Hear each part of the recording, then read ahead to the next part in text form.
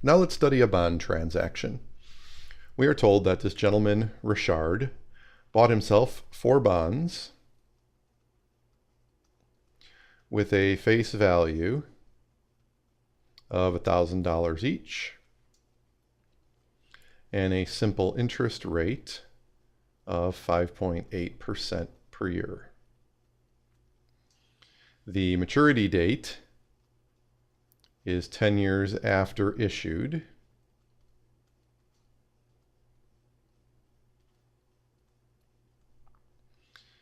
He paid $4,725.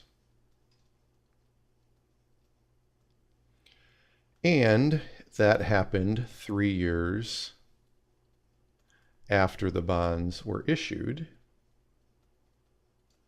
which I'll just kind of make a mental note of means that he's got 7 years left to hang on to them until they reach maturity. So he's keeping the bonds until maturity. We want to find his total profit and his percent return per year. We know what our buddy Richard paid for these bonds. If we're going to figure out what his profit was, we're going to have to figure out what he got back when he sold them at maturity. So to do that, we're going to have to first find what the value of each bond is once the interest is added to it. And that takes us all the way back to our first real interest formula, the one for simple interest, I equals PRT. In this case, the principal is the face value of each bond. The interest rate is 5.8%, so we multiply by 0.058, and the maturity date for each bond is 10 years, so that's how long they're going to draw interest. And when you do that multiplication, you find that the interest on each bond is $580,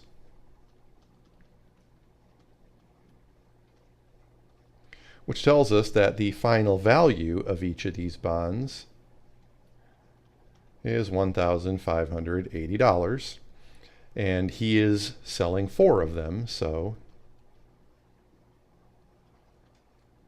Richard's proceeds are going to be 4 times $1,580,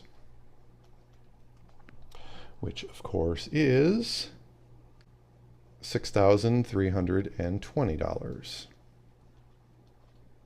So there's what he takes in. That makes his profit, the sale price, $6,320, minus what he paid for these bonds, which was $4,725, giving him a profit of $1,595. Next, we are asked to find his percent return per year. Well, to get percent return first, we'll worry about the per year later. His percent return is going to come from taking the amount of profit he made, $1,595, and dividing by his initial investment, which was $4,725.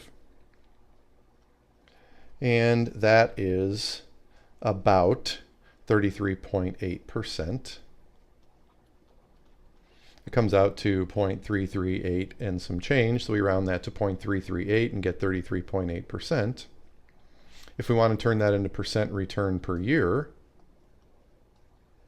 we take that percent return of 33.8% and we divide it by the 7 years that he had to wait to get his profit out. And we find that the percent return per year, rounded to the nearest tenth, was 4.8% per year.